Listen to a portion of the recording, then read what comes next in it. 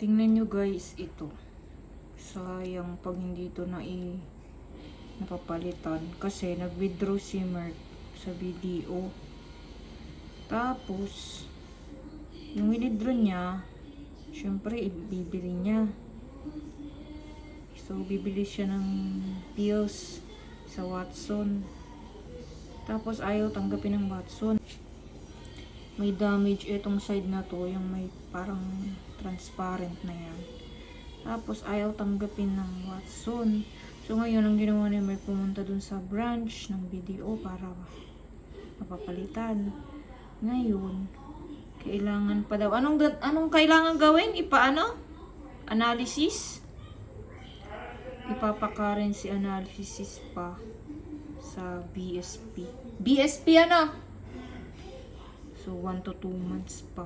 Bago pa may pa-analysis. Paano kung hindi ng BSP? Hindi sayang tong 1K namin na to.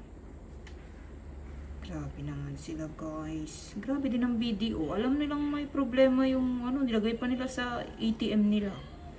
Kaya tuloy na withdraw namin. Grabe din, no?